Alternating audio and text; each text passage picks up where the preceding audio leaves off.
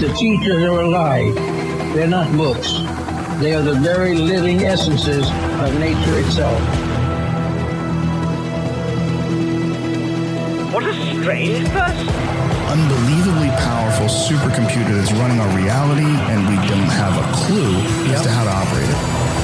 So when maybe you or somebody else creates an AGI system and you get to ask her one question, what would that question be? What's outside the simulation?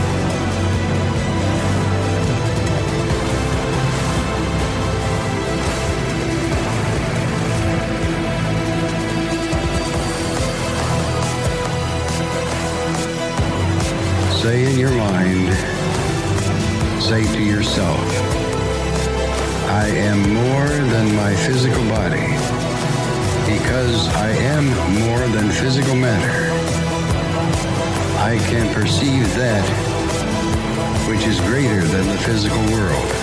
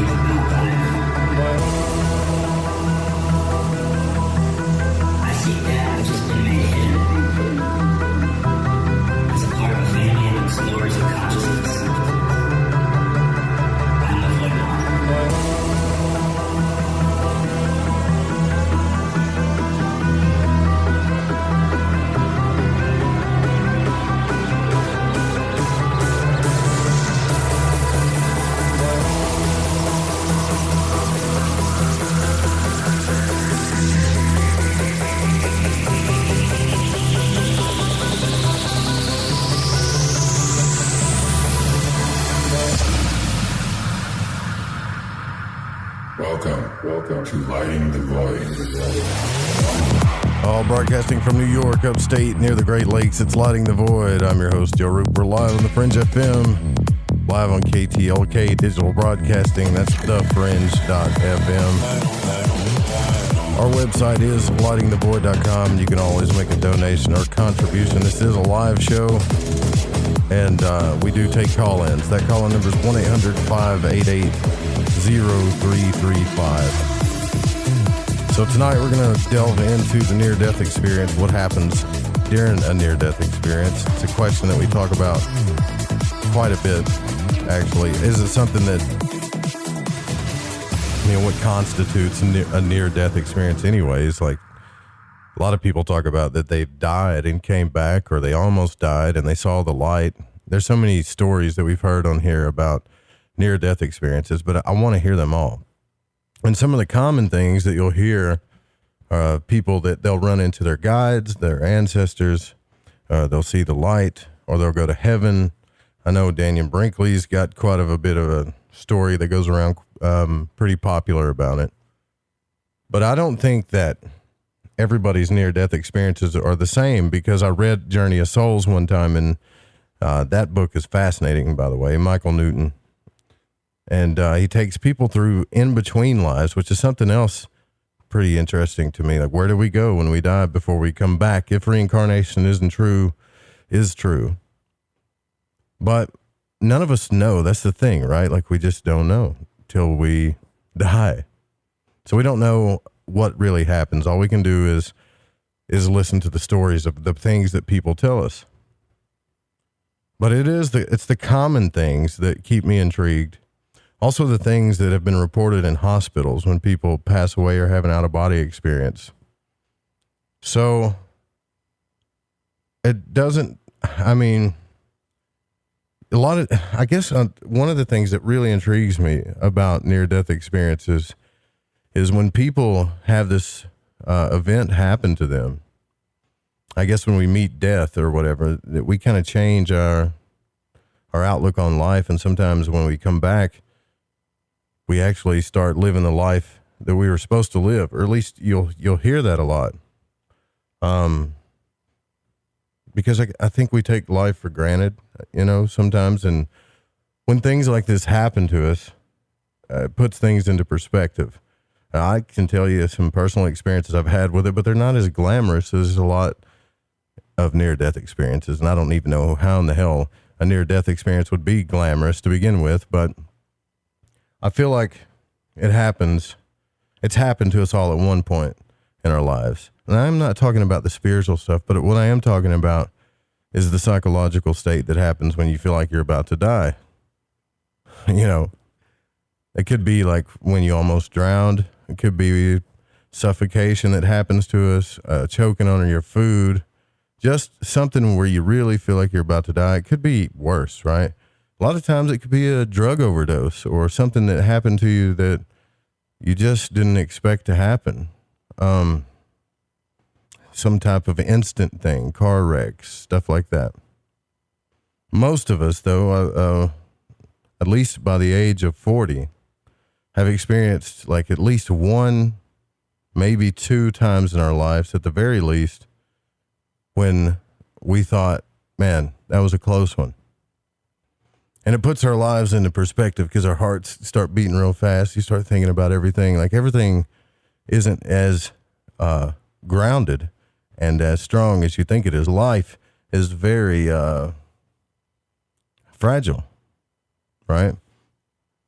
And so I can tell you a story about this, and upcoming in the show too as well, we're going to have Jim Bruton on, who is going to talk to us about his journey with his near-death experience, also the author of The In-Between, A Trip of a Lifetime.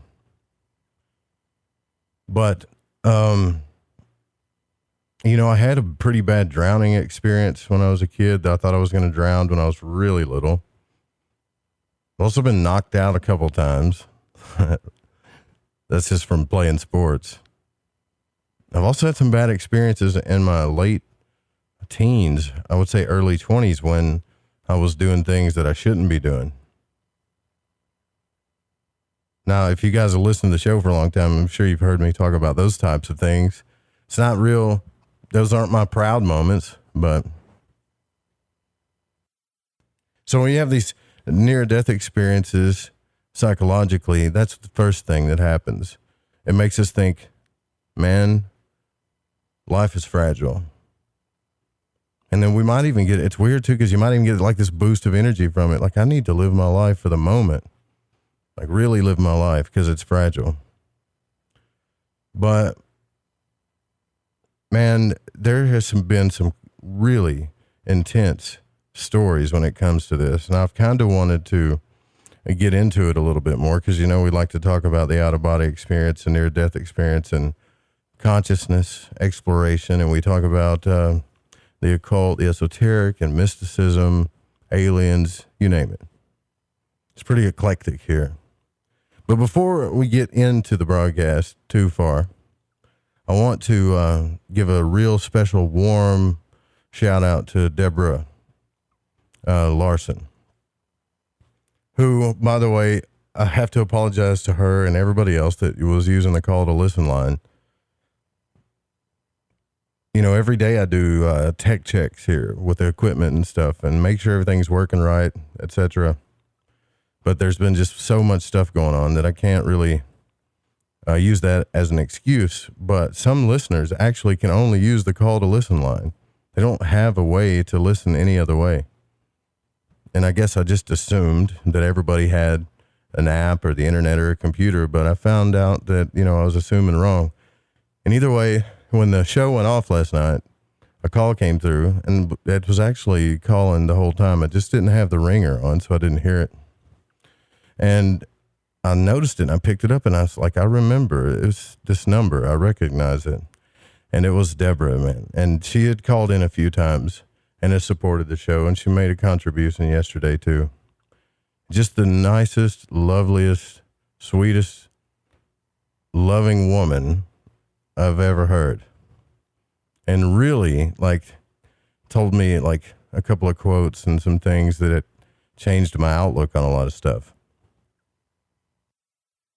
And, you know, I got a couple of more phone calls, too, and eventually I went to bed. Usually I'll do these shows where I just spill my guts because I'm going through something weird. And most of you guys hang through it with me, and then we can just get back to business. But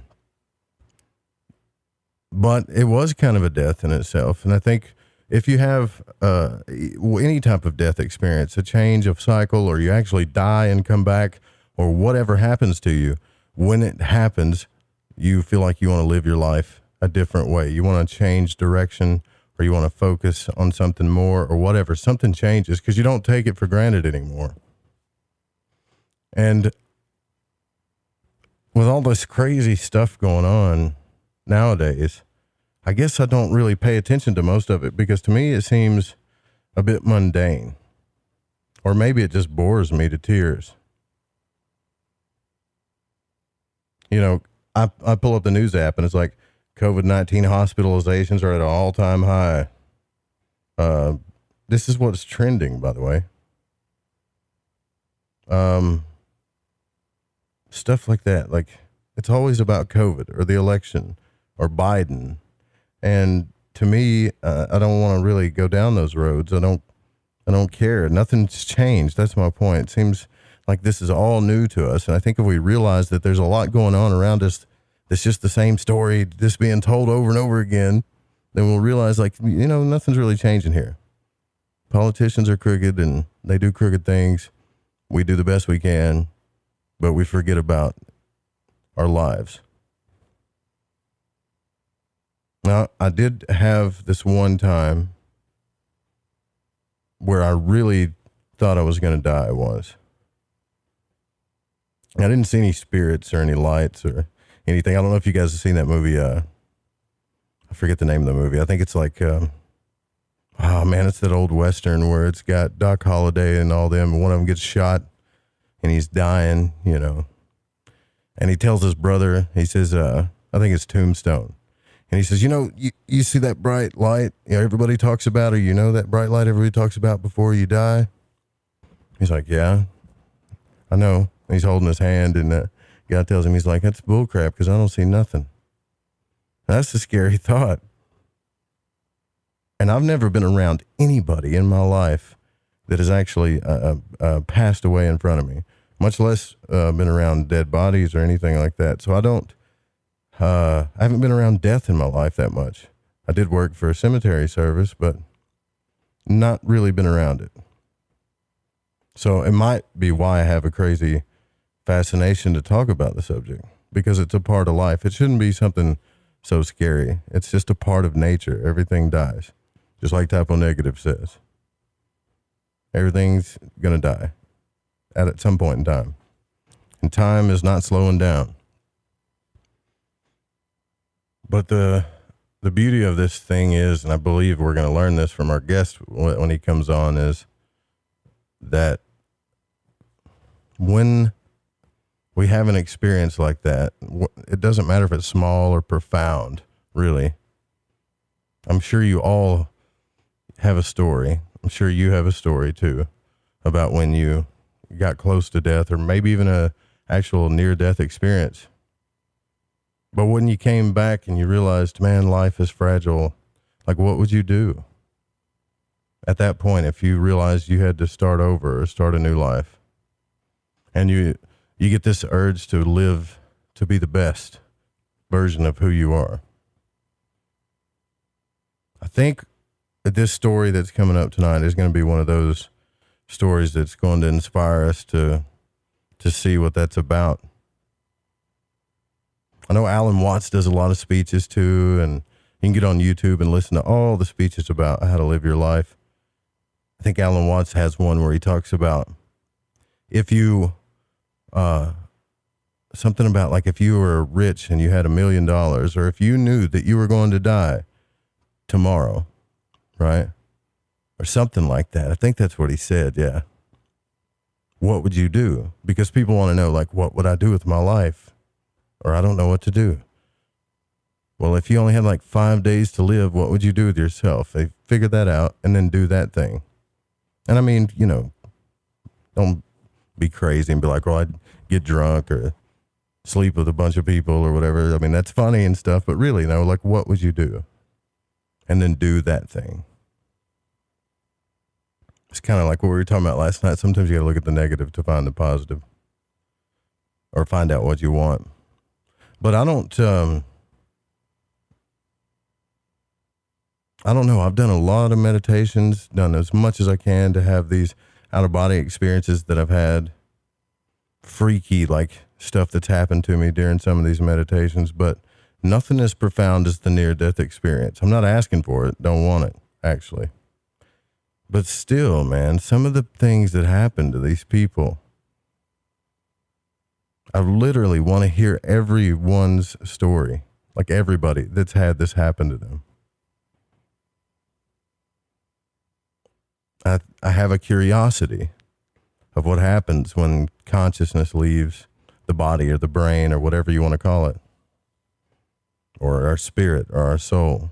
I don't pretend to know what these things are, but I know they exist. And by the way, if you want to have some cool conversations about this stuff, you can join our chat room at thefringe.fm/chat room.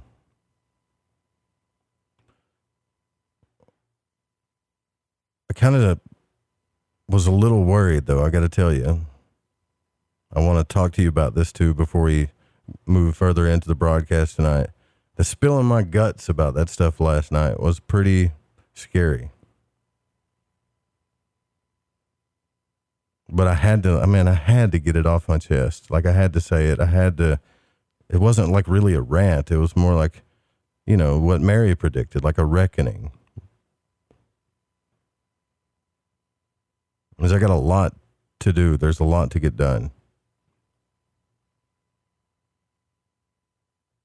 So I'm one of these kind of guys that gets up in my head and thinks about a lot of deep stuff. And I feel like, you know, this is a good outlet to do that. It lets me express that. Lets me talk to you about it.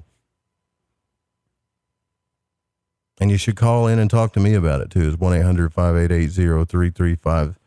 Anytime I'm talking about something and the phone lines are open, let me know if it's happened to you. It's not just about all the guests. I want to hear your story, too. So from here on out, the Monday nights, we're going to kind of do that. It's not really open lines. I'm just going to dig around and try to find listeners, people that have had experiences, see if I can get them on the show and talk about it.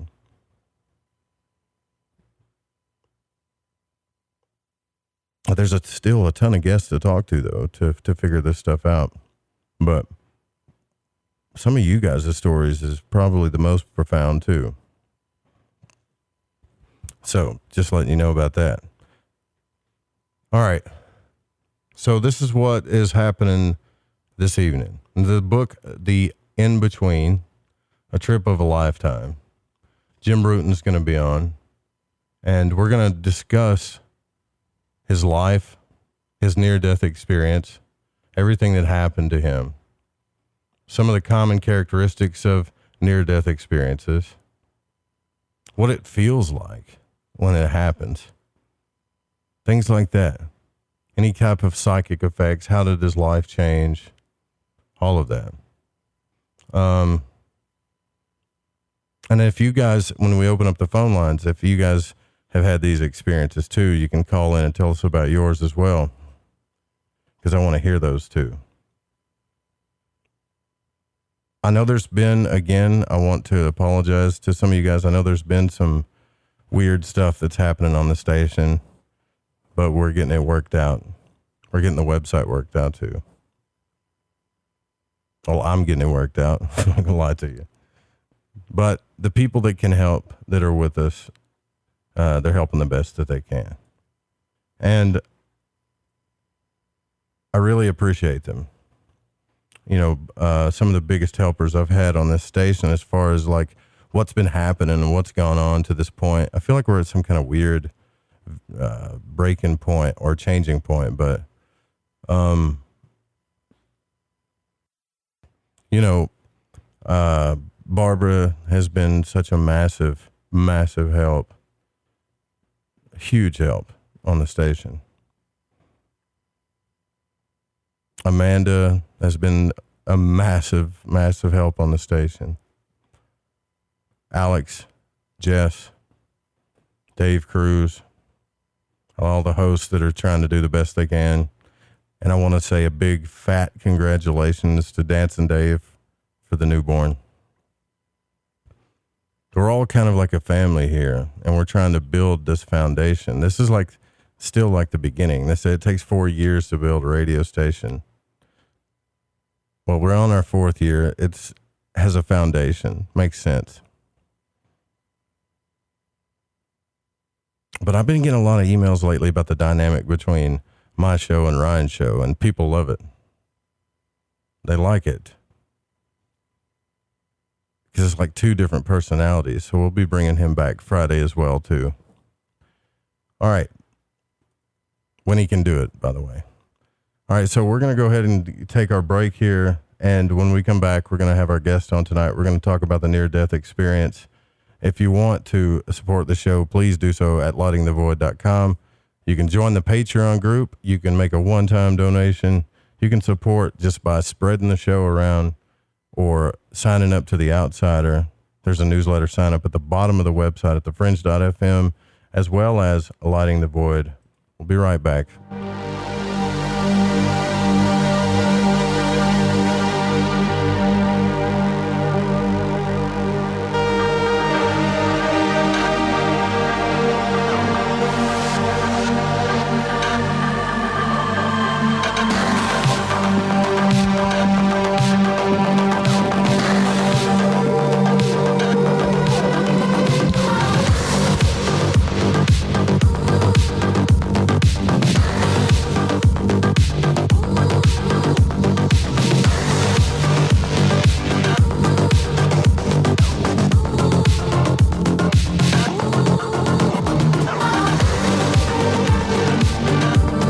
Have you ever seen an ad or banner which brought you a feeling that someone is reading your mind or even listening to your conversations? Your online data is being used against you. Surfshark is a VPN service that makes online privacy protection easy and attainable. You can use it on as many devices as you'd like simultaneously. The VPN service that we use at UFO Seekers, plus 1 month free for $1.99 a month. Visit surfshark.deals/. All right. You ready? As much time online as that's all right. We're about to go on here. The internet knows a lot about it. And how do I say your last name properly? Is it Bruton? Use Surfshark to encrypt your personal information and send it via a secure VPN tunnel so that no one can see it without your permission. Visit surfshark.deals/seekers. You need to protect yourself from surveillance and targeted advertising. Surfshark encrypts all internet traffic sent to and from your devices and ensures that your IP address remains hidden. The VPN service that we use at UFO Seekers, plus 1 month free for $1.99 a month. Visit Surfshark. Have you ever seen an ad or banner which brought you a feeling to your conversations? Your online data is being used against you. Surfshark is a VPN service that makes online privacy protection easy and attainable. You can use it on as many devices as you'd like simultaneously. Surfshark encrypts all internet traffic sent to and from your devices and ensures that your IP address remains hidden. The VPN service that we use at UFO Seekers, plus 1 month free for $1.99 a month. Visit surfshark.deals/seekers. All right, here we go.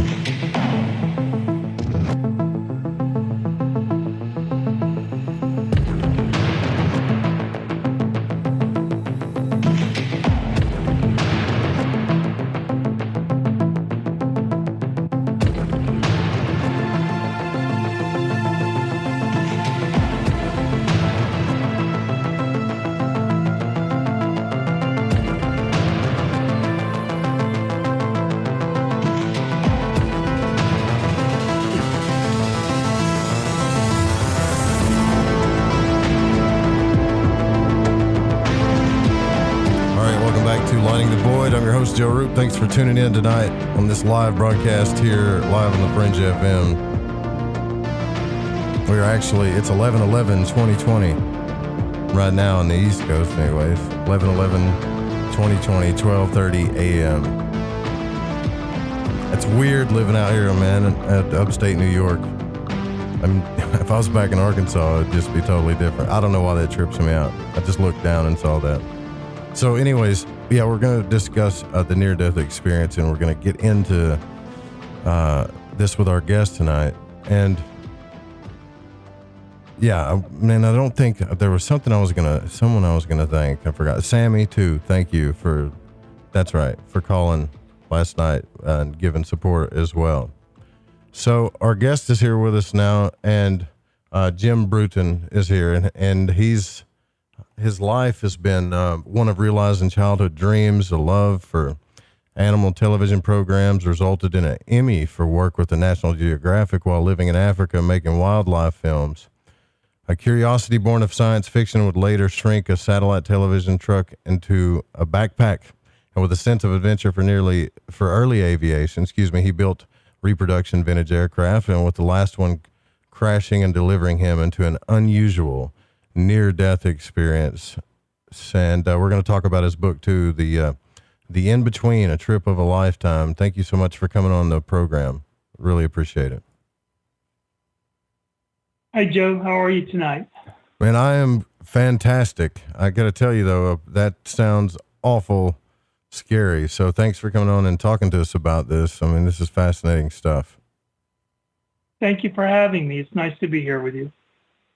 So you kind of, you were the adventurous type person, right? How did you grow up this way? Yeah. It's kind of like, the near-death experience is one of those things that, is kind of still hanging around the bucket list to be done. Now, really, when I was a little kid, I was like a lot of little boys, just really curious and, always out in the forest building forts or riding my bicycle around with bicycle cards in the spokes like it was an engine and stuff like that. But literally, when I was little, I liked looking at Popular Mechanics because they were always talking about, when we were going to go to the moon as tourists or have the flying saucer in our garage or something like that. So, they gave me a big interest in science fiction, and it certainly fed a vivid imagination. And then I liked watching wildlife programs, and I remember thinking, how do I do that for a living? And then I got interested in early aviation when my dad became a pilot. And, of course, I didn't have to like anything that was normal about that. So I really got interested in the vintage aviation. And we're talking about between the Wright brothers and World War I and World War I as well. And then I did always, I think, have an interest in God and spirituality as well. So I think in many ways I've really gotten to realize all those dreams and ideas I had as a kid. I built my own planes. I got to live in Africa and make wildlife films and got to invent some really cool technology for, video over satellite. And then I had a near-death experience. Yeah, so it was one adventure after the other, all the way up to the adventure of near death. Huh? So, I wonder. I'm curious, like what your sun sign is too. I know it doesn't really matter, but like, what month were you born in? I was born in September 23rd. Okay, so yeah, that kind of makes sense. But this whole thing, this is something that I really am fascinated with because like I was telling the audience before, I haven't really been around death except for in the forest or maybe hunting. But as far as like any type of death experience as intense as yours, never, not in my life. Car wrecks, nothing. And so I don't want to keep blabbing on here. So tell me about your near-death experience. Can you describe for us what happened? Sure. It really started when I went out to do a second test flight of an experimental aircraft I built, my second aircraft. And I was coming back around. I had made one pass around the airfield, and I was on my way back around when my engine stopped. And I did get it started again, but because it's an early, vintage design, it's not really clean aerodynamically. So when you cut power, it comes down pretty quickly. And I realized I was not going to make it back to the airfield. And the only place that wasn't, a forested or rocky hill was a small lake at a nearby Boy Scout camp. So that's where I was aiming for. And I overshot the bank, and I hit all these tree trunks at about 70 miles an hour in the equivalent of a soapbox derby car with a motorcycle engine right in front of my face. I don't know how I didn't wind up eating it, but thank God I didn't. Anyway, when I stopped crashing, there was no aircraft left around me. It had just all been turned into matchsticks. And I had broken all my ribs, ruptured both lungs. My right leg had multiple fractures. I had a hole in my lower back from the battery breaking loose and hitting me, again, about 70 miles an hour. And luckily, there was a man fishing nearby who just happened to be there, because the park was closed and he liked the peace and quiet. So thank heavens he was there. I would have probably died right then and there. He came over and called 911 and kept me propped up so I could pretty much gasp for air since my lungs didn't work until a helicopter could come in and pull me out and fly me up to Hartford Trauma Center. And they immediately took me in, put me in a breathing machine, shoved all kinds of tubes into me. And then by the time my family got up there a couple hours later, I had already escaped the restraints once and really ticked them off. So they had a conversation with my family and said, he's a bit of a handful, and we have a lot of day-long operations coming up. And we really could lose him at any time. Some of them only have 2% chance of success. So we think we should just put him into a coma. And they readily agreed. And the way I look at it is when they put me into a coma here, that's when I kind of like woke up, if you will, over on the other side. But before I describe what I saw and what I experienced, it's really interesting. A lot of near-death experiences do have similar features to them. You'll hear about people talking of maybe they're hovering over their body for a second or something, but you'll hear a lot about how they go down a tunnel. They might see deceased loved ones like grandparents or something like that. They might see beautiful landscape or angelic beings or things like this. A lot of times they have a life review. They kind of like I think of Scrooge in the Christmas Carol. They see all the things they've done in their past, and some they feel good about and some they don't. And then a lot of times they sort of get a big message, like go back and be nice to everybody, or whatever. Just something that kind of really pops things into focus for them, and then they come back. And in contrast, my near-death experience was pretty different. I think there were a couple of similarities that I can make connections to, but it was very different. So what happened for me was I did not go through a tunnel. It was more like I was just teleported. Boom, I'm there. And there was on like a terrace of a very tall building in a ruined cityscape. And I usually characterize it by saying, imagine a huge city, whatever nearest big city you've been to or for me it's New York, 1,000 years after a nuclear blast or something. I mean, this thing just looked like out of a science fiction movie when the world's destroyed. Whoa. It was just gray everywhere. The huge storm clouds were just looming right over me, like they were getting ready to cut loose with the mother of all storms. And I just looked around, and I wasn't afraid or anything. I just accepted what I saw. And I'm looking out at this ruined skyline. I'm looking at the clouds, and then all of a sudden I got hit by this wave of nausea. Just went right through me. And I remember like doubling over in pain, and I said, I don't think I can stand this.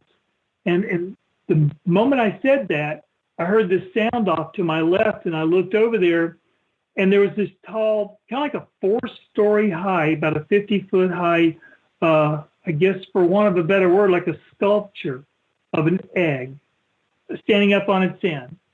Now, this egg wasn't solid like you think of a normal egg. It was more like, imagine sort of chaotically positioned bands of metal, if you will, all forming a lattice work.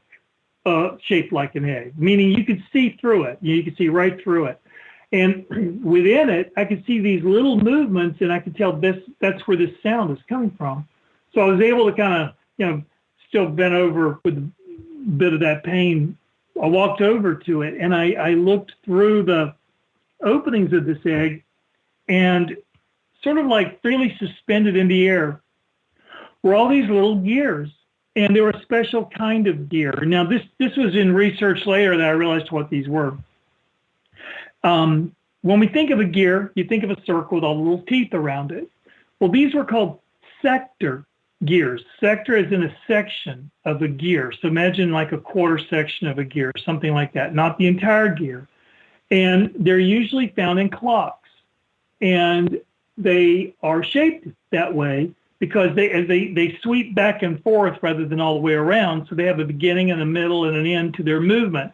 And that's important for what they represented. And as I looked at them, it was really weird. It's like they were kind of hard to focus on.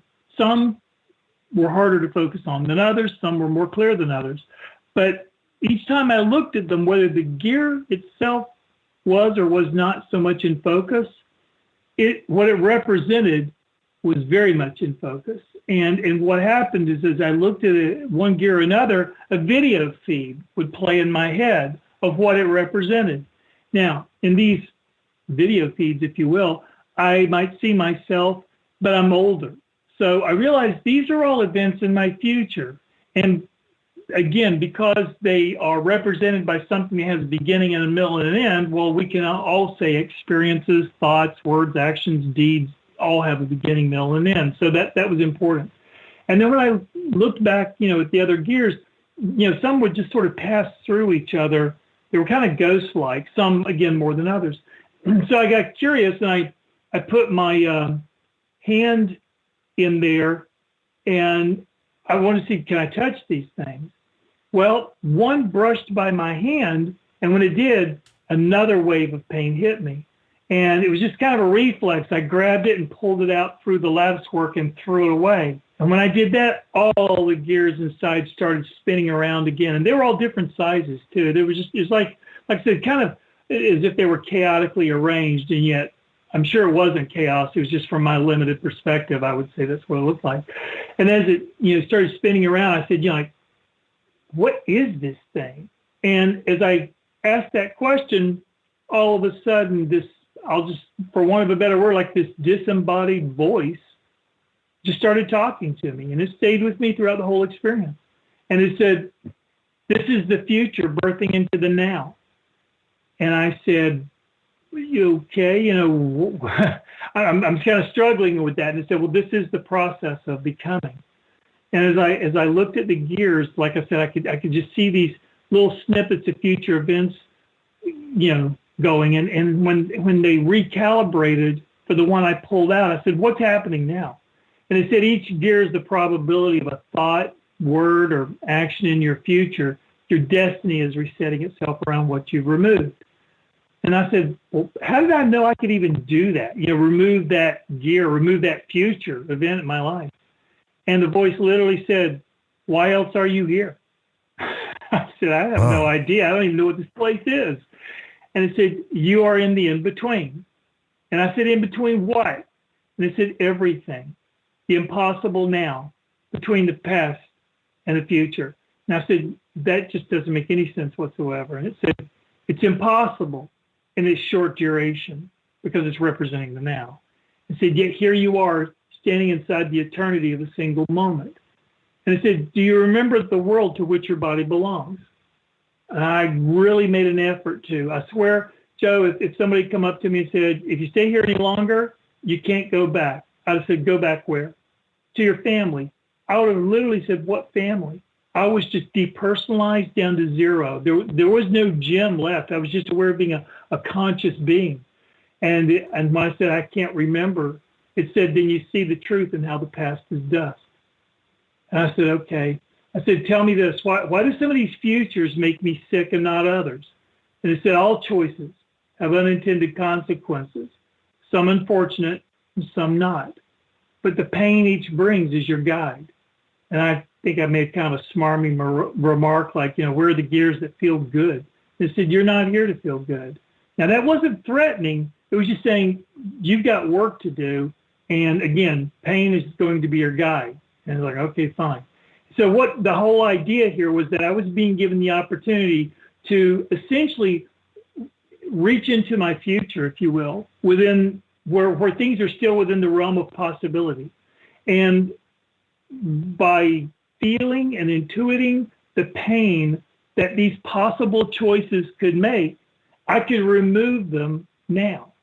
So that when I show up one day and am presented with, greater or fewer choices, I have a better chance of not making we'll call it a bad decision. Might still be a wrong one. You can make a mistake, and that's no sin. But I have less chance of making a bad decision out of the temptation for a shortcut or make a buck or something like that. Whatever reason we do make bad decisions occasionally. So like I said, it's kind of like stacking the deck.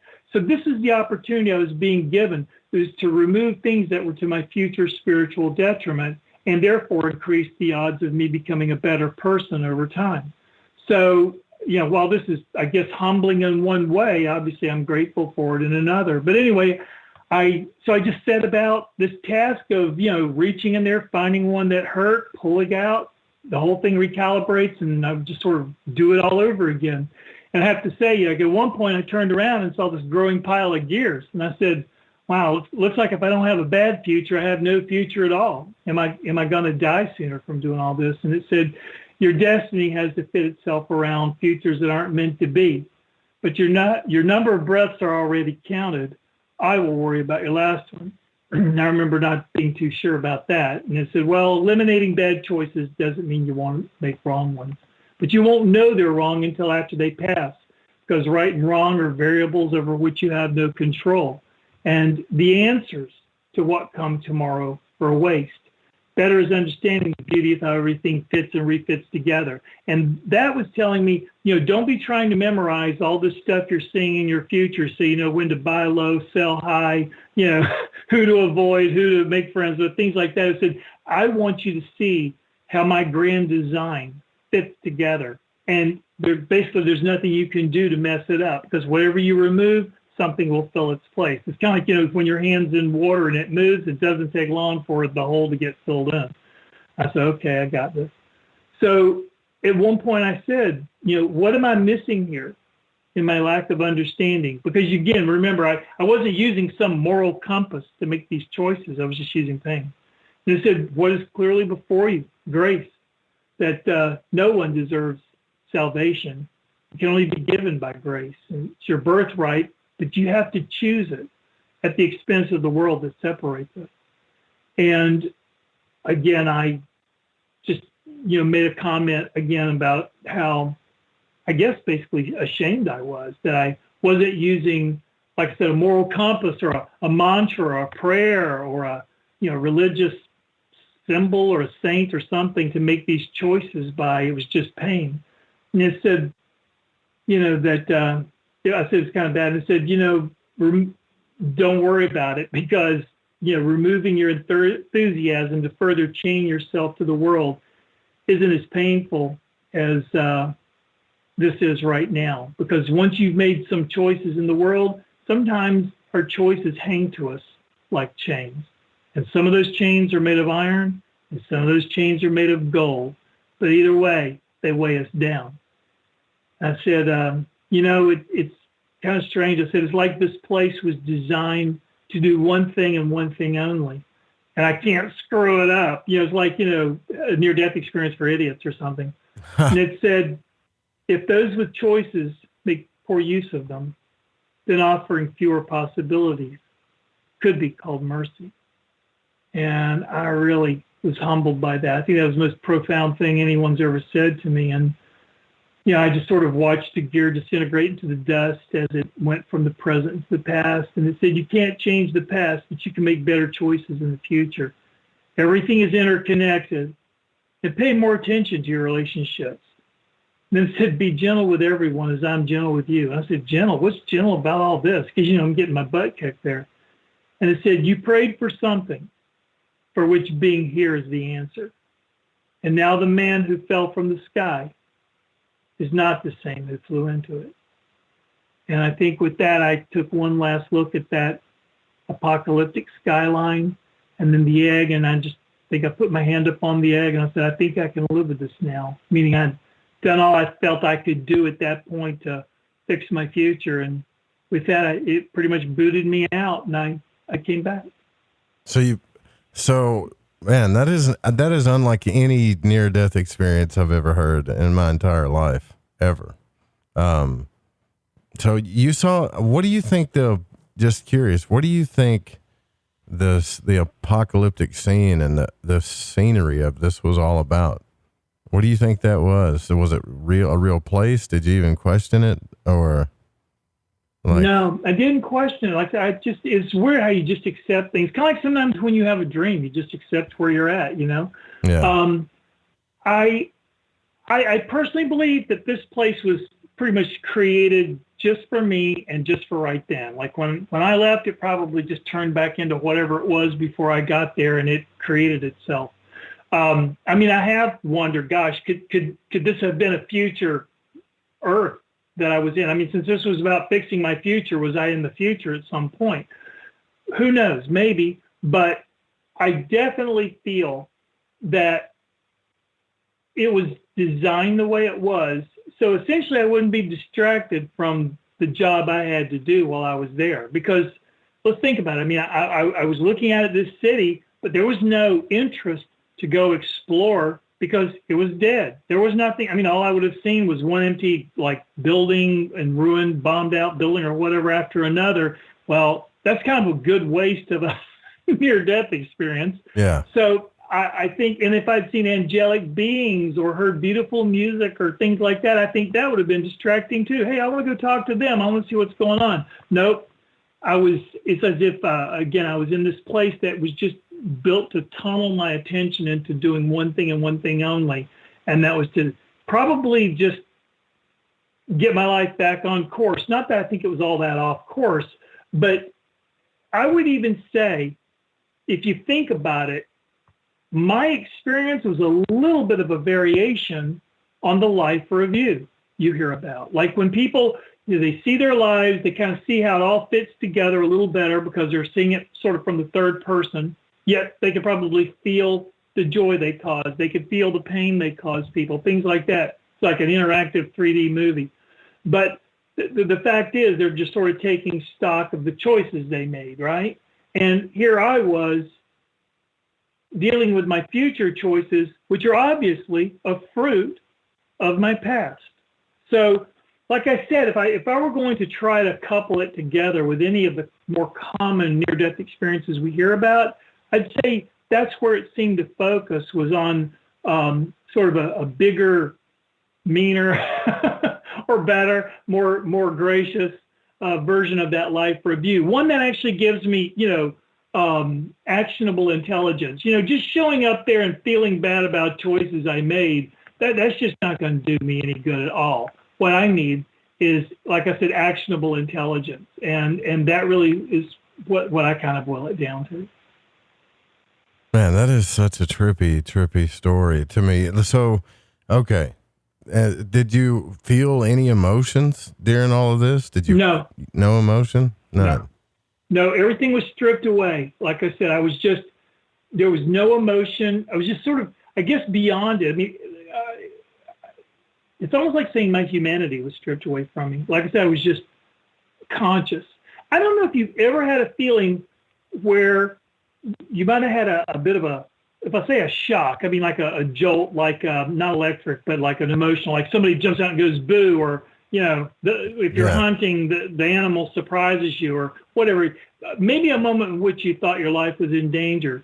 In that moment, a lot of times I think we have that sort of depersonalizing reaction. Like we're not afraid of anything. We're just ready. We're ready for whatever's getting ready to happen. And we're not, maybe, I don't know if I'd say we're scared, but we're alert. And like I said, we're ready to do what we have to do. And that might be fight, flight, freeze. I don't know. But there is a part of us that kind of steps outside of ourselves for a moment and sort of almost looks at it from a little bit of the third person. That's happened to me several times in my life. But this really took it to, obviously, the next level. Yeah, so just backtracking real quick here. When your plane crashed, what was the last thing you remember before they put you in a coma? Well, that's the trick. When I was in the hospital recuperating later, and I asked for my computer because I had these memories starting to come back from the in-between. One point I looked back in my emails, and the last email that I had any memory of was 2 days before my crash. So it's like when I crashed, I knocked out the past 2 days of memories. Oh, wow. Now, I will say this. When my propeller stopped, I do remember seeing it stop. And I do remember getting it going again. And then it stopped again. And then I remember escaping the restraints in the hospital, because when I did that, the orderlies or whoever rushed back into the room because my daughter was there and she saw it. And I do remember them being like real angry. And I thought, oh God, they're going to hurt me. And then I'd say after that, it was very shortly after that, they probably put me into the coma. But those are the only things, like those two little snippets, if you will. But I really just, I guess between, the physical shock followed by painkillers and then anesthesia and then the coma drugs, whatever, that just kind of wiped out any of my memories, which I find interesting because when I came back, I'd say it was another week after I returned from my coma and my near-death experience that I had a memory again. So it's kind of like you had these two bookends of this experience, and each bookend is represented by some serious amnesia going on. But in between is the in-between. In between is all this clarity and this way of seeing things that it's just almost impossible to describe here. And I find that really interesting. Yeah, that is really cool. So once you went, there was no tunnel, it was nothing. It was just like, bam, you were in this place, huh? Yeah. I was just there, for there. And as far as coming back, I feel like when I was leaving, there was a little more of seeing it like, if you were watching a movie, like zooming out a little bit, or there was a feeling of backing away from it, but it was just, I'm starting to back away from it. And then that was it. No going down a tunnel. And like I said, the other thing that seems a little different when I was comparing, it was only by, I'd say it was almost 6 months after the crash that I realized this is what I had as a near-death experience. Now I knew about out-of-body experiences, and I thought, well, maybe that's what this was, but I don't think that I had heard of an out-of-body experience that had so sharp a point on it as to call it a near-death experience until I realized, okay, that's what I had. But one other thing that seems to contrast mine to many is it seems like most of them, I'll just say, are passive. You go through the tunnel, that's passive. You talk to your dead grandma, that's passive. You see your life review, that's passive. You get the big message, that's passive. And then you come back through the tunnel, that's passive. Mine was very interactive. There was nothing that was passive about mine other than this, I'm here, and I don't think I asked to be here, though I was told I had. But it's like, okay, so that's why I say it was just really, really interactive. And it seemed to just really, if you think about it, a lot of it was about understanding on a more deeply intuitive level the laws of cause and effect, or karma, or sowing and reaping, however you want to frame it up. But that's when it said, that this is how the design is based. And it's like, yeah, that kind of makes sense. That everything, in this universe everything that has an action has some type of reaction to it. Yeah. And a star is born, and the reaction is suddenly there's life on Earth, suddenly over several billion years. But that we're all interconnected.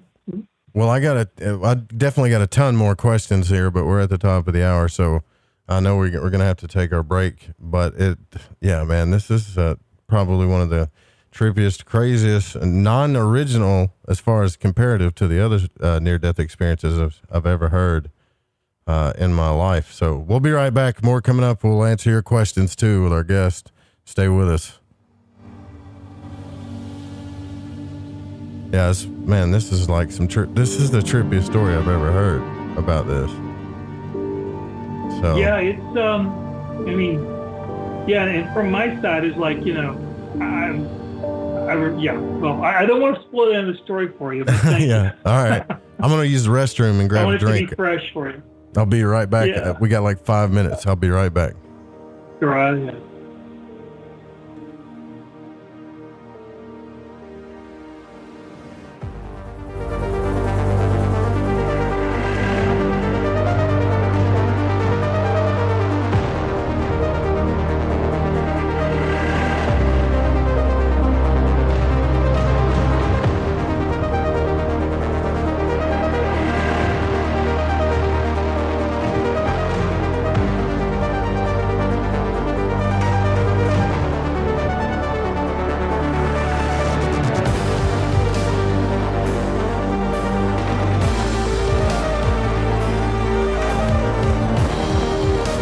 This is the Rogie Report News on the Fringe FM.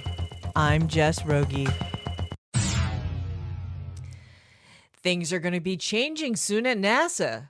NASA Administrator Jim Bridenstine, one of my favorite people to talk about, will not be staying on as head of the space agency. According to Aviation Weekly, Bridenstine stated, "The right question here is what's in the best interest of NASA as an agency, and what's in the best interest of America's exploration program."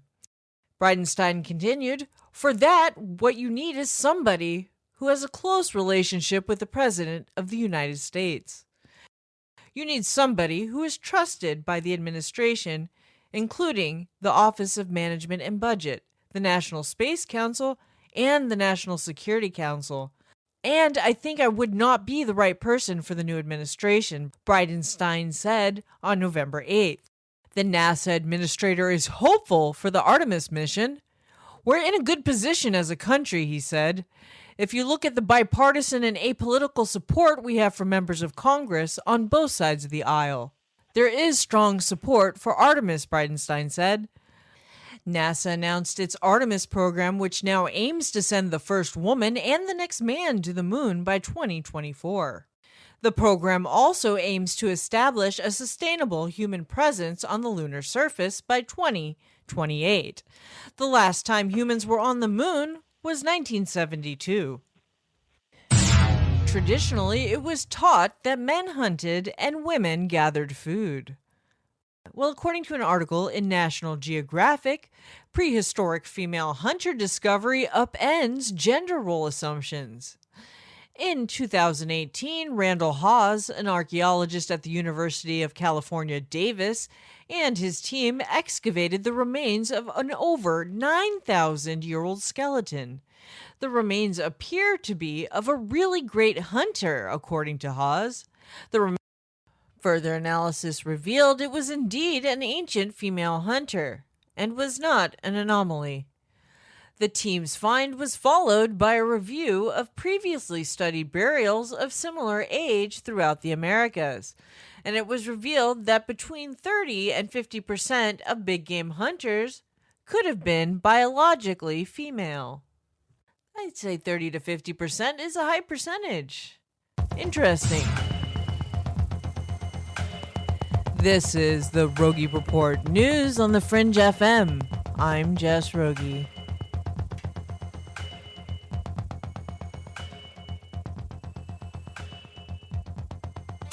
This is KTLK Digital Broadcasting, the Fringe FM.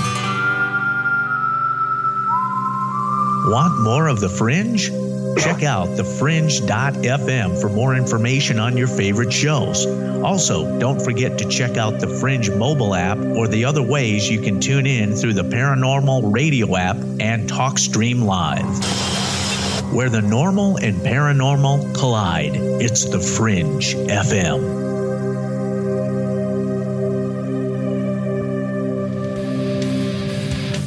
We all have that story to tell in our lives. The winds were howling, the ground shook, you could hear rushing water, and then history repeats itself. When there's no power, refrigeration fails, stores with their shelves strip bare, ATMs can't operate, deliveries stop. Then what? These events can last days or weeks. You need a plan. In statements made during recent interviews, FEMA Administrator Brock Long has repeatedly urged all Americans to understand three truths. FEMA is broke, the system is broken. If this is the new normal, Americans can't rely on federal cavalry when disaster strikes. Don't get caught out in the elements empty-handed. Prepare with us by going to preparewiththefringe.com and get your 2-week food supply. 92 servings, 8 food varieties with 25-year shelf life. Normally $137, now only $75. Or get a month's supply, normally $247, now only $147, shipped in one business day. Just go to preparewiththefringe.com or call 888-440-7931. That's 888-440-7931. Get this great offer and be prepared while it lasts. Is a weekly digital newsletter filled with the latest paranormal news, trending topics, and fresh articles from some of the most popular critical thinkers in the community. community today. Stay informed on your favorite paranormal podcasts and live streaming talk shows. Interact with the telepath and upload your paranormal story or pics. It could be featured in an upcoming edition. Sign up right now for the free telepath newsletter at paranormal.radio. That's This is Jason Lindgren from Crow 777 Radio, and you can hear us 8 p.m. Eastern Standard Time every Saturday night here on the Fringe FM.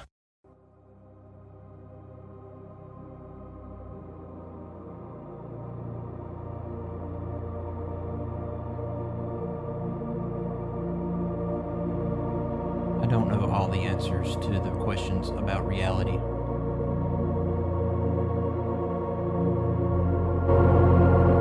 I do not claim to know the ultimate truth about life. I seek that which has been made hidden as a part of a family of explorers of consciousness.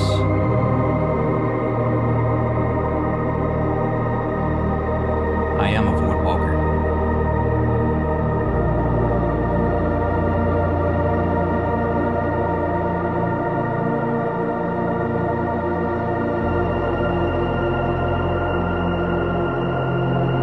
Hey, this is Macon, and you're listening to Lighting the Void with Joe Root.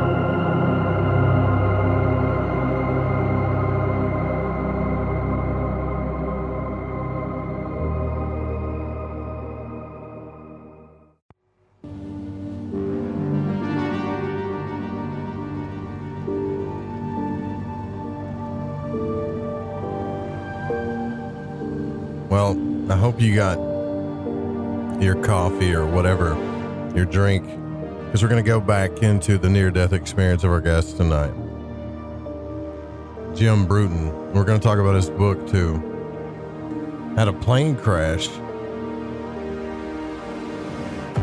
while flying vintage aircraft and had a near-death experience that seems to me unlike any other I've ever heard.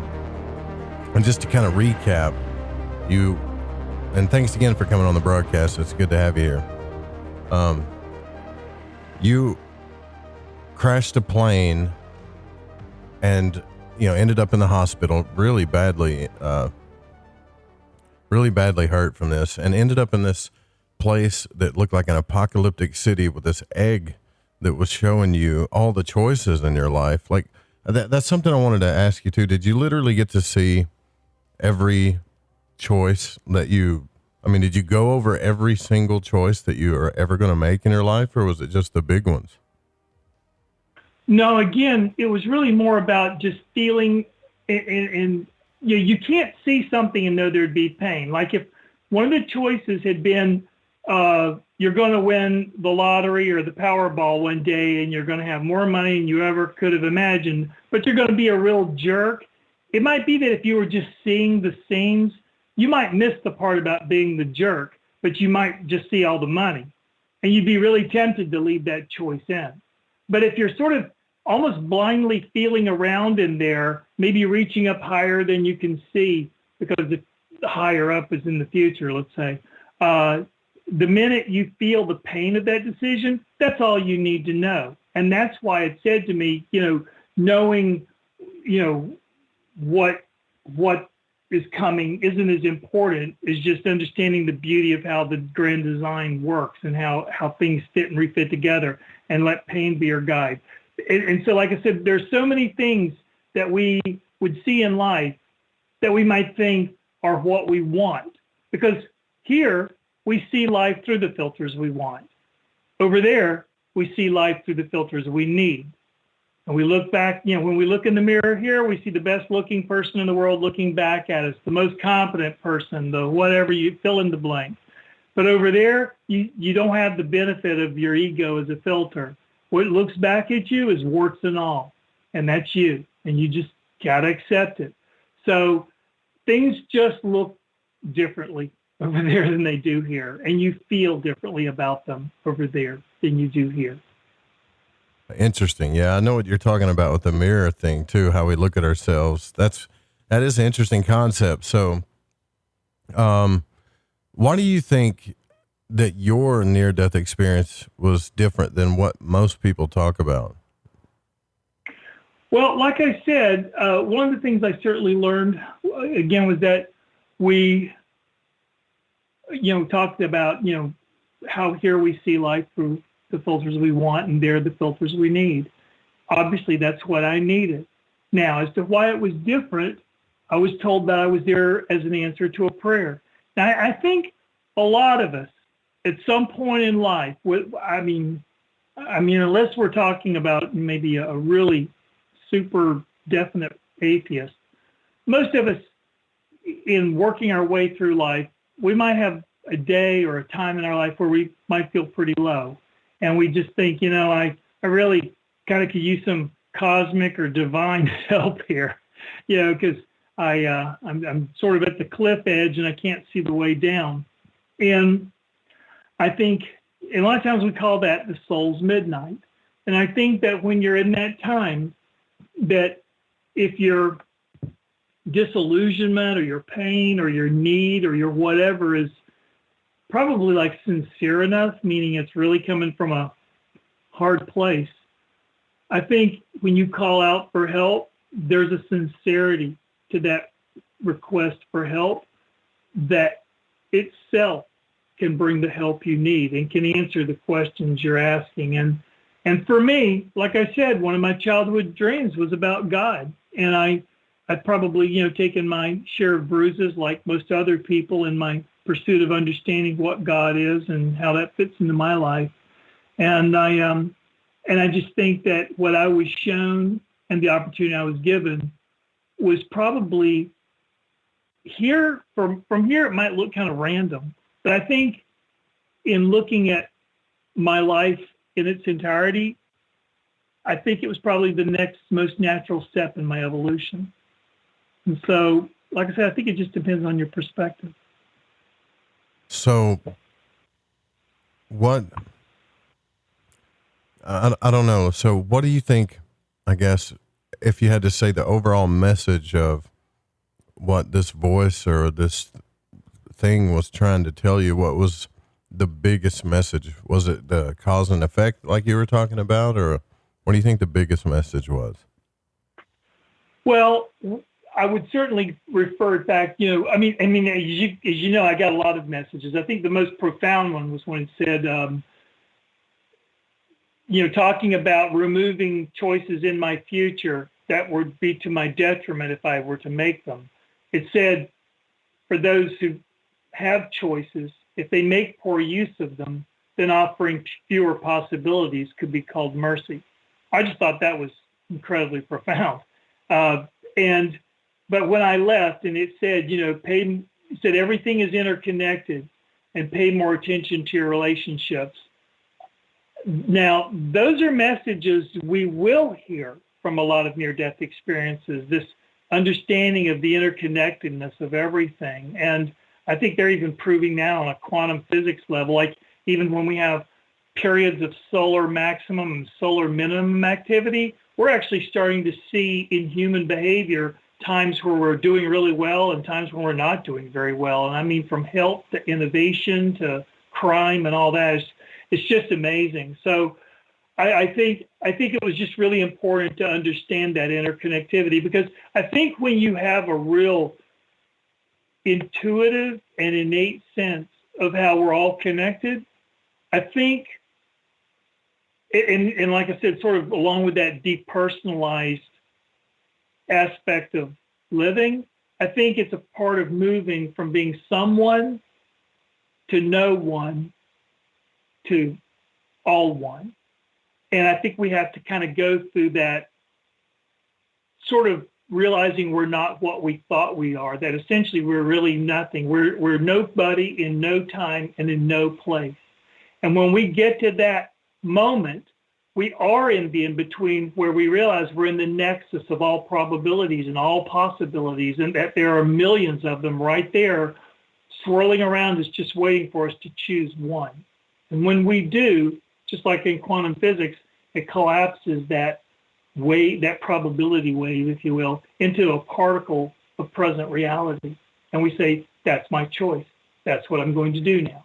And so I think it was just really about sort of being more comfortable without needing to define every moment in a duality-minded polarity of, is it right, is it wrong, is it taking me, is it putting another dollar in my bank account or taking another dollar out? Is that person my friend or don't think like that. It's more like being in that, like I said, that sort of almost unmanifest state where things are more latent, things are more in their states of probability. I think that is a good place to be in, because when you're standing in that still point where you're surrounded by all these possibilities, that means that anything is possible, that you're totally embracing the unknown. Because when we start to say, well, only these few things are possible because that's how narrow my vision is, then we're really blind to so much of life. But when we're in that state of potential, then it's almost like we can do anything and we can be anybody. There's an old saying, it said, the mind is a sophisticated mirror. It is what it sees. Be careful what you show it, for you can be anything. And I'd say this was that case in point. Yeah, I totally agree with that, actually, 100%. So what was it like when you came back to your body? You said this thing faded away. Did you feel a rush of anything, or what was that like? That's interesting. Like I said, I would say it was probably a week. And the reason I'd say it was probably a week was, I think when I came out of coma, I was in ICU for a little while longer. And then they moved me to a rehabilitation hospital. And that's where, I guess eventually the like physical therapy and stuff would start to kick in. So that's where I sort of had my first memories after the crash. But what's really weird is at the same time while I'm sitting there, I guess I'm all doped up on painkillers. I'm feeling pretty good as it is, and I wasn't really aware of a lot of pain. But the memory of my near-death experience was there. And I would say, remember I was talking about like a video feed or a video loop in the gears? It was like the memory of that experience in the near-death experience was almost like playing like a video loop in my head, just over and over and over again. And each time it went through, there was more depth, there was more detail, there was more of the emotional impact of being there. And almost like I could refeel that nausea I was going through constantly to guide myself out of, whatever pickle making that choice would have been. And I just remember like, what is this? Like where did this come from? What is this? And why is it here in my head, But it just wouldn't let go. And I asked my nurse, my morning nurse, who was really cool. She was like so proactive. She just could take good care of me, and she was just wonderful. And I realized, one day she just kind of hangs out in here. So she must like hanging out, and we just talked about all kinds of things. And I said, listen, I've got this weird thing going on in my head. Do you mind if I just share it with you? She said, no, go right ahead. So I did. And when I was telling it to her, she started crying. And I said, why are you crying? She said, I don't want you to die. I said, well, you're a nurse. You're in a hospital. You see death all the time. And then what she said, I think when you look at near-death experiences, that's one thing. But what's also interestingly consistent is what comes after. The first thing, as we could say, are the after effects, and that can be physiological, psychological, psychic, whatever you want to say.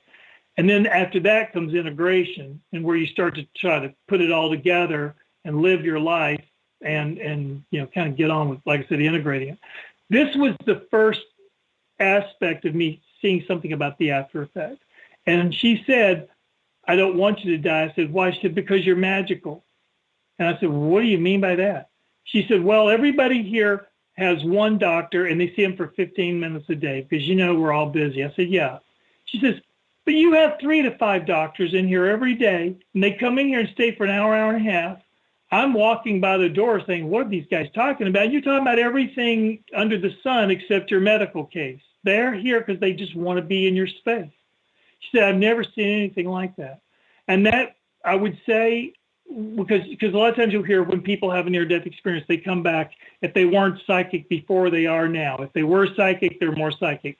Now, I'm not going to say, oh, I was psychic, but I will say one of the things you do hear about is the experience really turned the volume up on your sense of empathy, your ability to connect to people and for them to feel connected to you. And so I started thinking about that, and I realized, maybe what it is, when you've been over the other side and you come back, you have a little bit of that radiation still with you, or a little bit of that glow still with you. And even though, to describe it, it wasn't all that pleasant, it's still a place in which we are more there than we are here.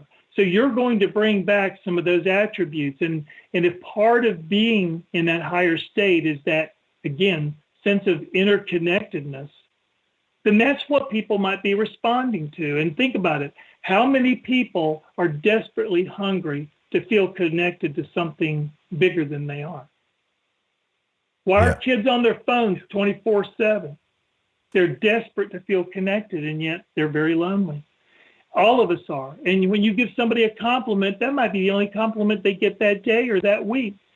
And when you talk to people, if you imagine you're talking to the highest potential within that person, you may be coming across as the only person who's ever believed in them.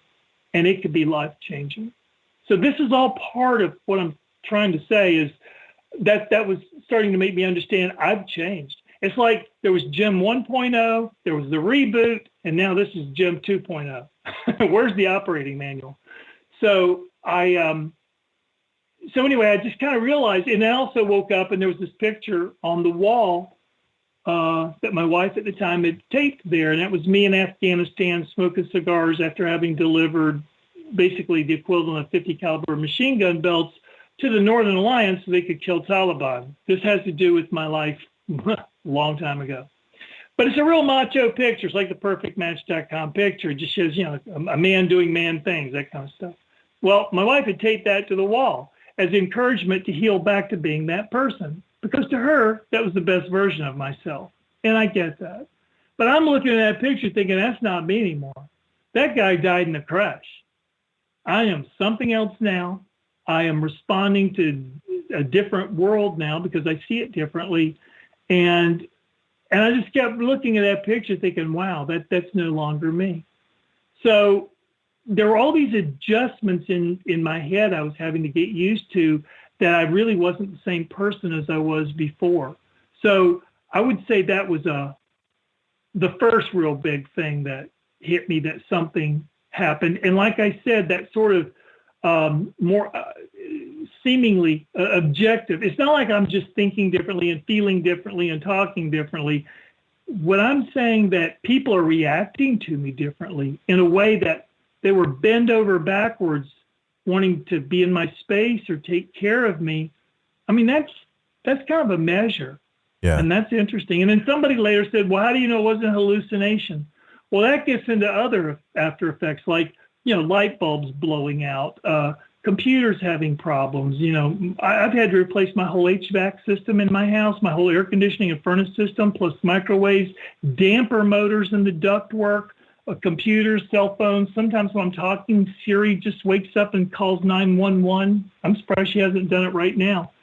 So you have all these weird electronic anomalies that pop up. And I looked at somebody, I said, well, if you think this is a hallucination, how do you explain this big bill for all these light bulbs? So there are all these things that go on in our lives afterwards.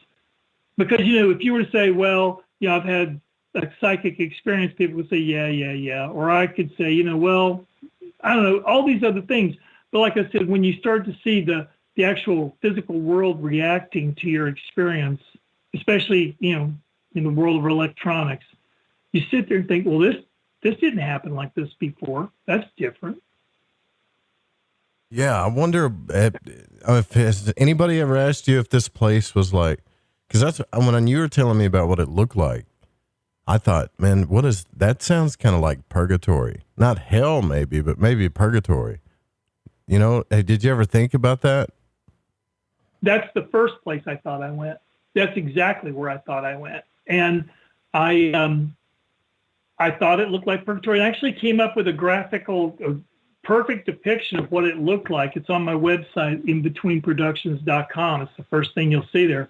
And I thought, man, was this purgatory? So now I am researching everything I can about purgatory. And then I found out, well, purgatory wasn't really a concept until the 1200s. And I said, nah, I don't think this is something we just cooked up. I think what I saw, whether what it looked like or what it represented, is timeless. Is much older. Is either much older or at no age older than something that could only be 800 years ago. So I said it has much more meaning than that. So and also when you read about purgatory, it wasn't like any of the emotional components typical of purgatory were there. First of all, I didn't see anyone else there, and I didn't feel like I was suffering there. It's like, even though this is not if I had been stuck there for eternity, it'd be somewhere between purgatory and hell. Yes. But there was never that feeling there. There was never the feeling of, let's say, being abandoned. There wasn't the feeling of being separated from God. Maybe because this voice was with me and talking me through everything, that's why I didn't feel alone. So I would just say, I would characterize it like this. Everybody else gets the rainbows and unicorns in the near-death experience. I got the boot camp where I was taken in there and I got my butt kicked. Now, why? Because let's face it, when you go through boot camp, you do not like your instructor. You really don't like them. But it's all about preparing you to survive what's coming next, the battle, the war. And I'm sure there are many people who have returned from war who see their instructor very different than when they left. And they thank them for everything they did to them to give them the capability to survive. So that would be me saying that perhaps something big is either going to come up in my life or in the life of people close to me, for which my having gone through this will be of help. So I'm just open to it in that way. And I actually feel like it's more like I don't have a choice about this. It's more like, you're a soldier and you're told where to go and what to do. Okay, those are my orders. I'm going in and I'm doing it. It has nothing to do with whether I like it or not, or I'm happy about it or not. It's my mission. And that's actually a real strong attitude I have about it in my life. Did you have any after effects from it? Like any type of psychological stuff or therapy you had to go through? I mean, I don't know. It just seems like if it was that profound, it might have affected you that way. That's a perfect question, Joe. And that's a big part of things I have focused on in my writings, and even in some videos. I have a YouTube channel, The In Between, on YouTube, and I talk about that. And I certainly thought, well, it'd be really great to talk to somebody about this. And it's not like I'm more spiritual than religious, and certainly more so after my experience. So it's not like I had a church to go to or a pastor to speak to or anything like that. I reached out to, I guess some of the therapy centers around here. And honestly, I would say they all came up way short. First of all, they haven't had an experience like that.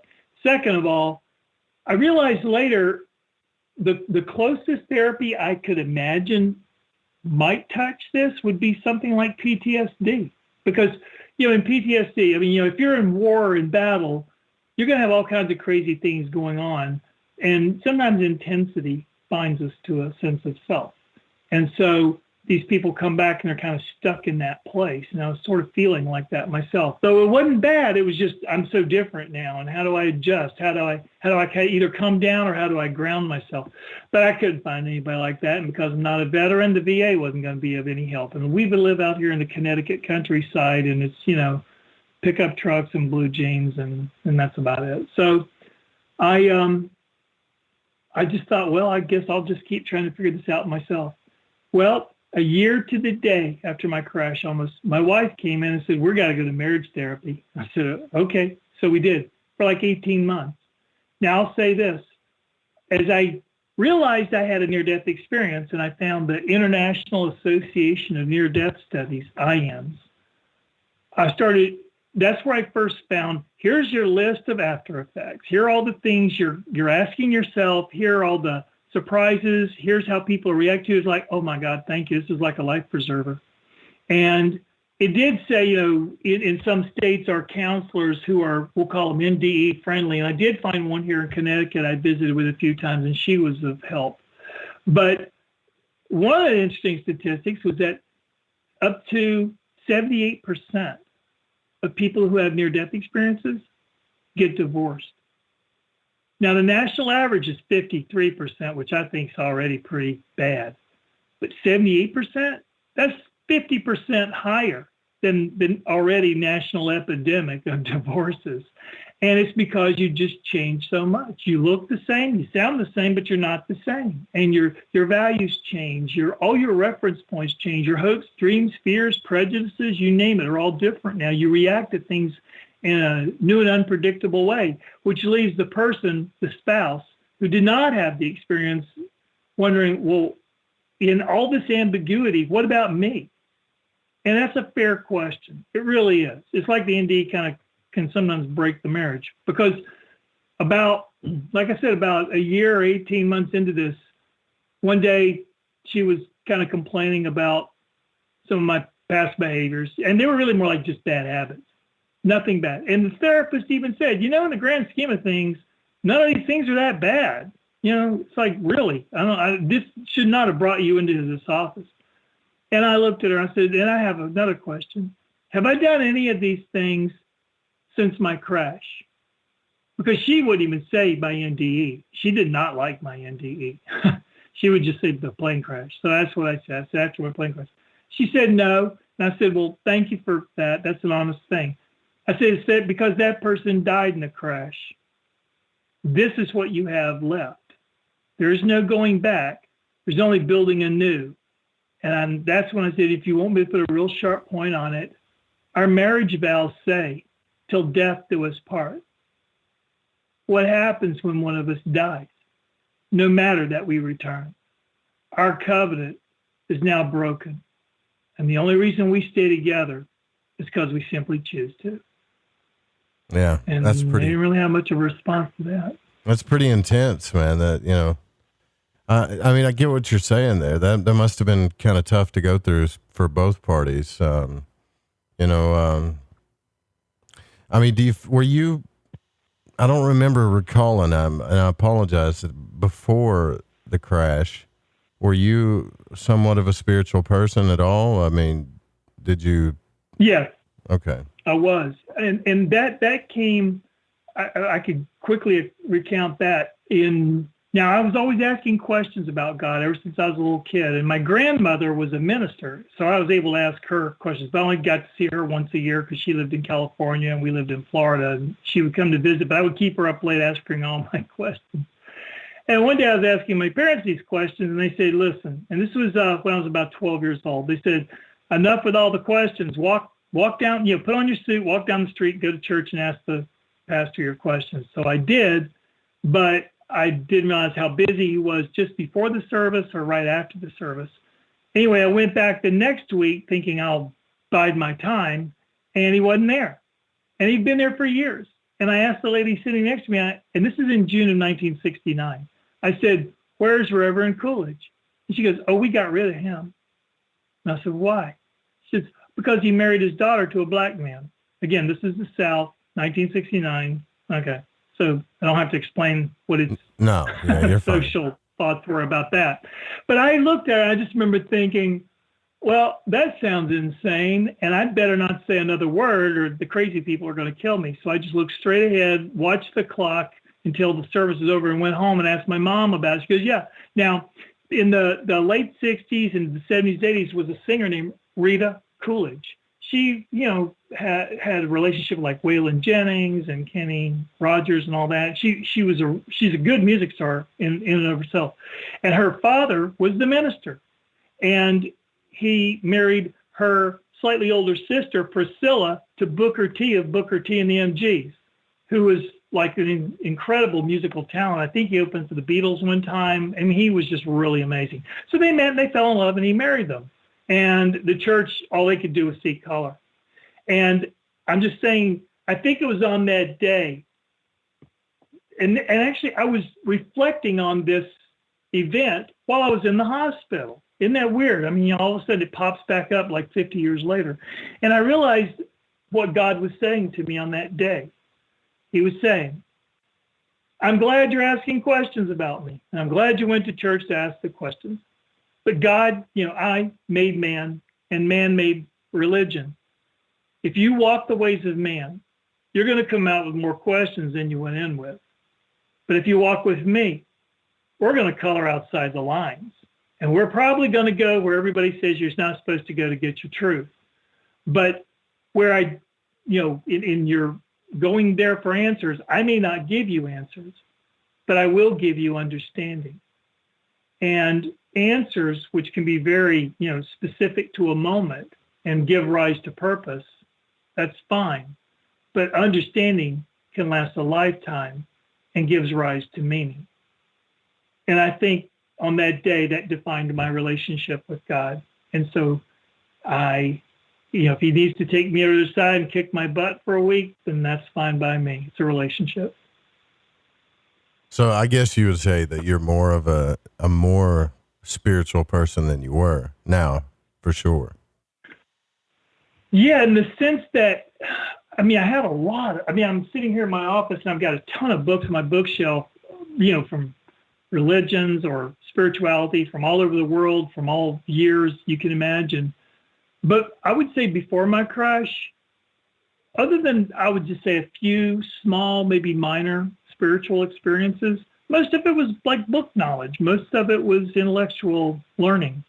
But after an NDE, it's like it's woven into the fabric of your being.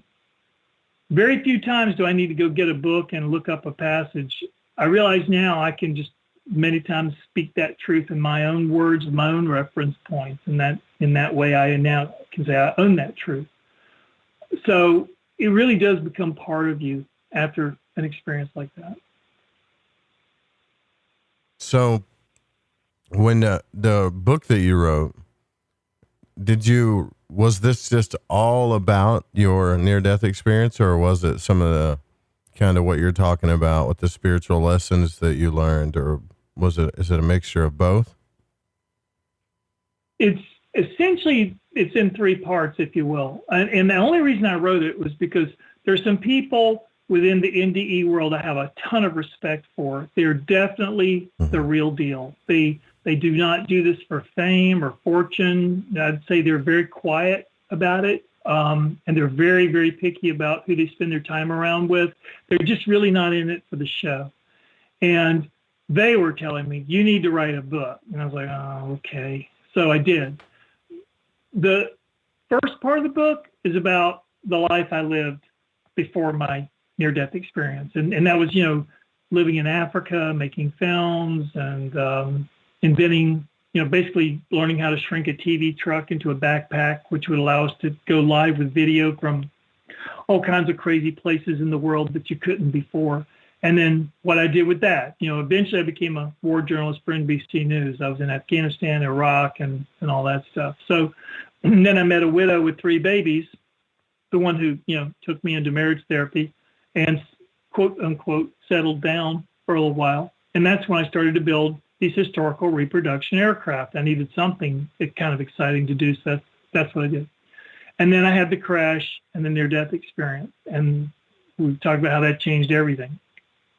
And then I would say from that moment on in the book, it's about I would say in a way, it's about the integration phase. It's where I look at all the different aspects of life and living from the viewpoint of someone who's had this transformational experience. Like I talk about love, I talk about attachment, I talk about the world, I talk about, religion and spirituality. I talk about so many different things, but now with a different viewpoint.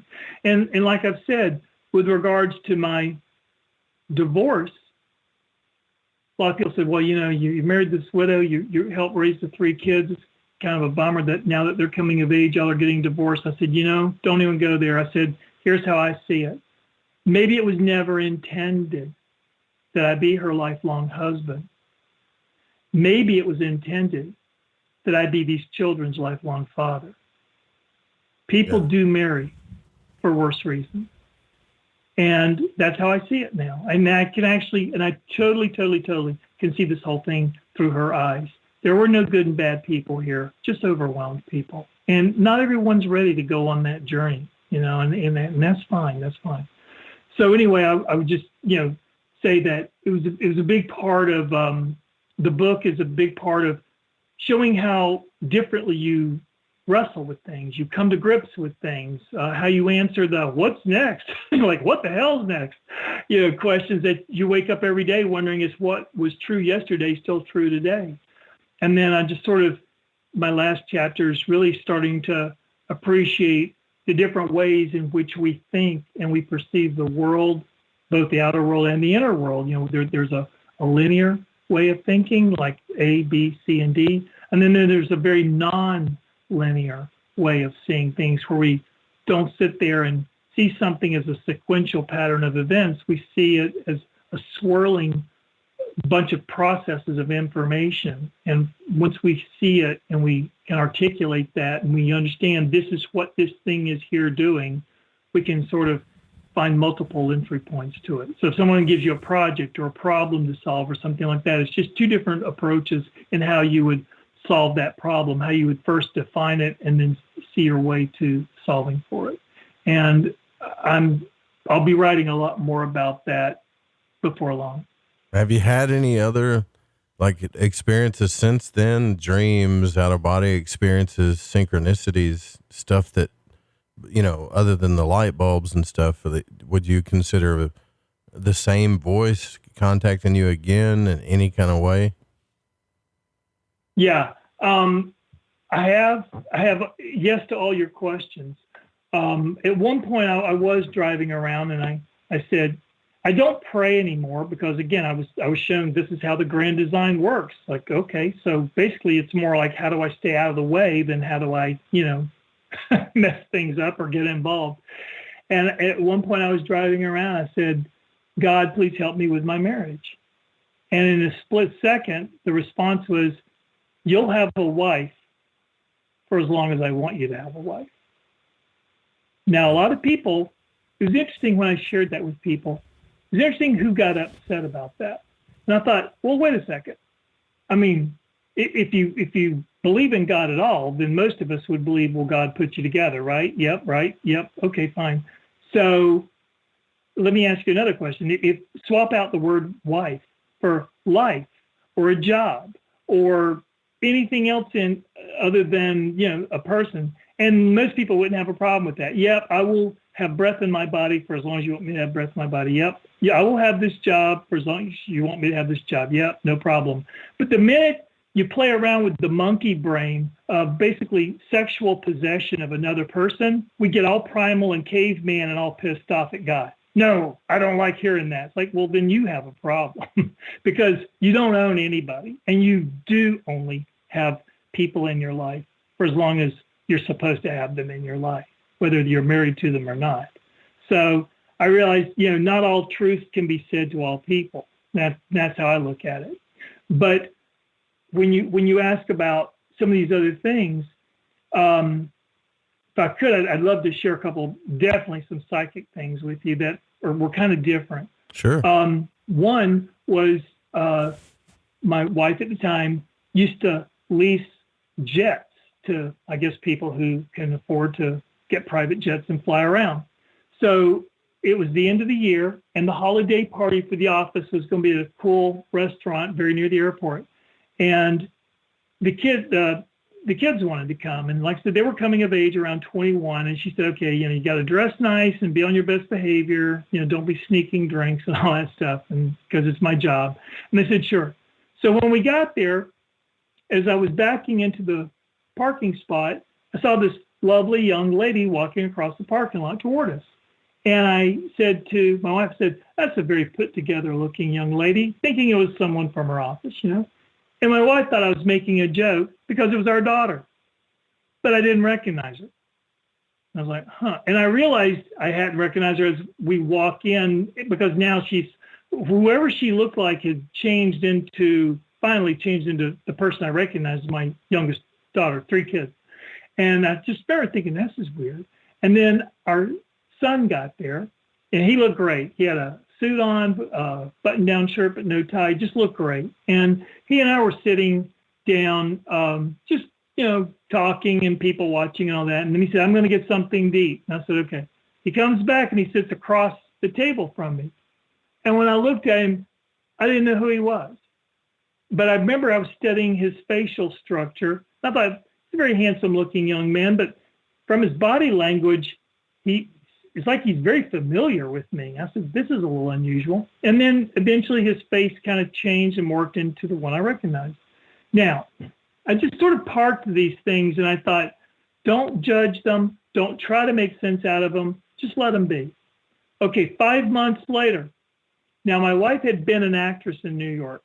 She'd gone out for a community theater play. She got the role. Now it's opening night. So these same 2 kids and I were at the Playhouse early, and we're standing outside, and she's walking up the sidewalk carrying her different clothes for her scene changes. And as she was walking, I looked at her, and I didn't recognize her. I knew it was her because of the way the kids were talking to her. Yeah. And I knew who they were, but I literally saw her face changing. Like she looked Spanish, and then she looked Italian, and then she looked at these different people, all very attractive. And then finally she kind of seemed to settle down into the person I knew. So I went away and I thought about this, and I thought, in all 3 cases, I can say this was true. Their energy states, I would say, were elevated. The 2 kids were like, we're going to mom's really big, important office party. We have to be on our game. It's kind of like going on stage like she was. It would raise your energy level considerably. Your heart rate, your pupils dilate or whatever, you've got to be on your game.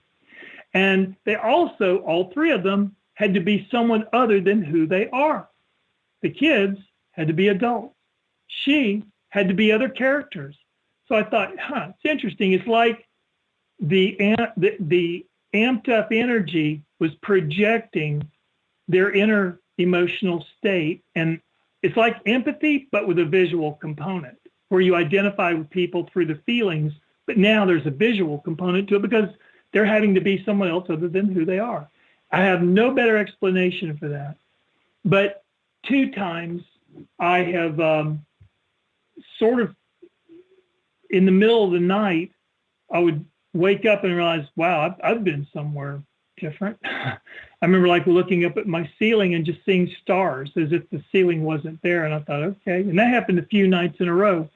And then one time I was looking at something and I realized my mind was flipping back and forth between seeing it in a linear fashion and seeing it in a nonlinear fashion. What it was these branches from these leafless limbs outside in February of last year were moving in the breeze. And as they did, because there was a light out there, their shadows were sort of moving back and forth on our wardrobe. And as they did, it's like it just sort of seemed to represent as if it were a movie, if you will.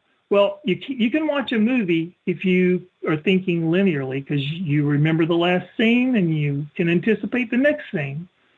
But when my mind would flip over to being nonlinear, I couldn't remember the last frame in the movie, if you will, and I couldn't anticipate the next frame because I was so present. And it was just my mind was flipping back and forth. And it was as if it was doing that to show me this is what it's like when you do that. Not this is why you need to do it. That will come later.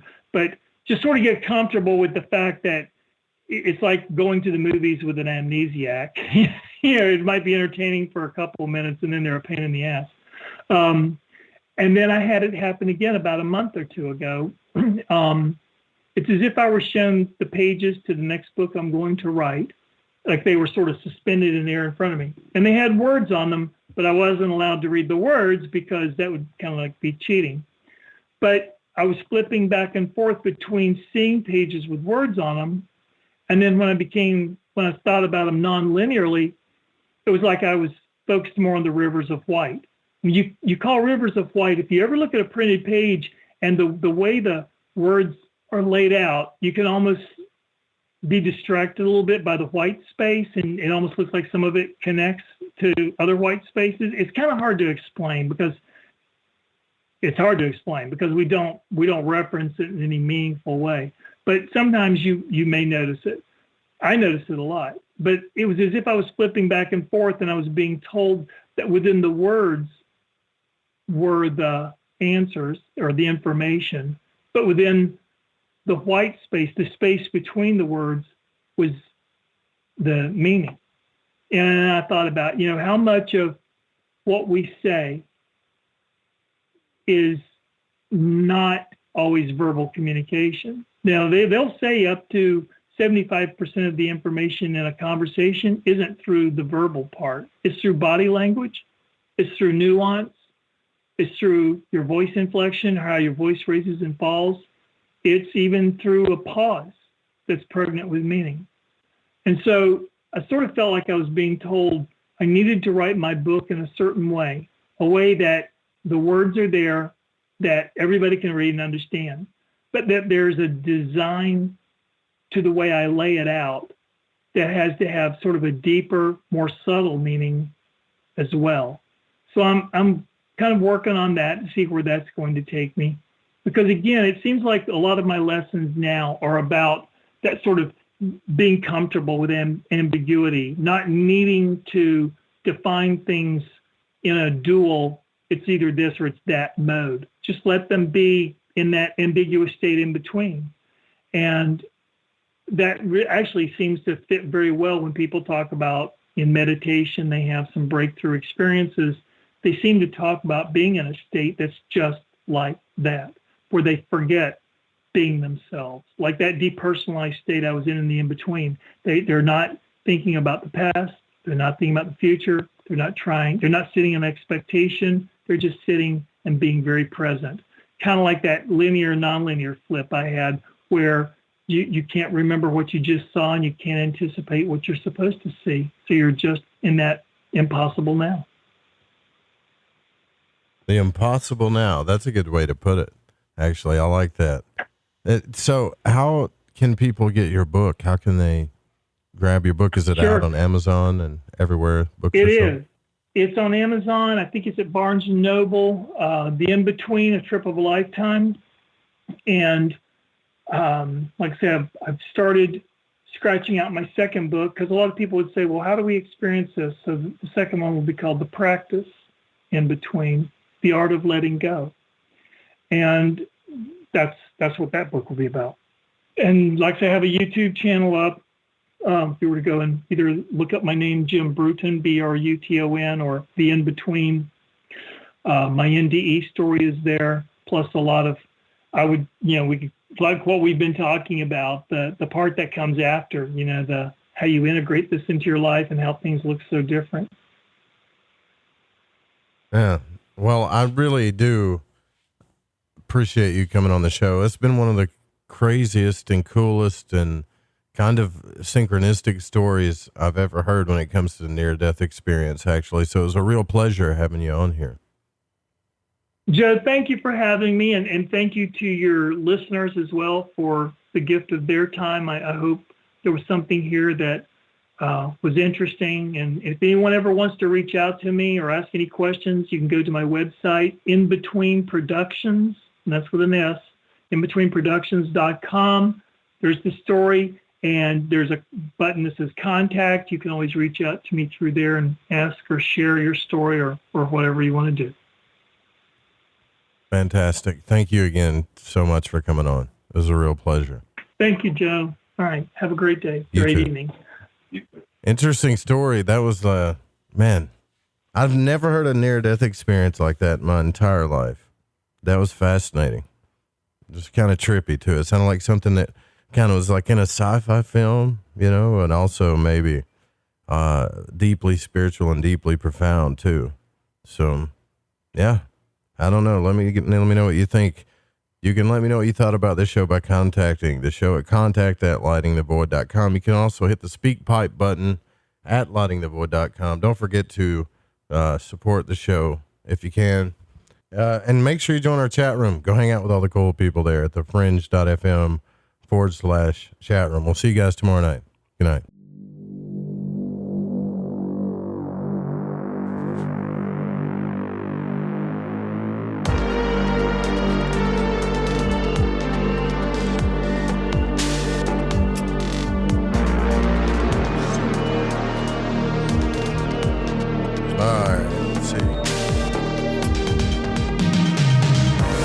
Thank you so much for coming on. That was a really cool story.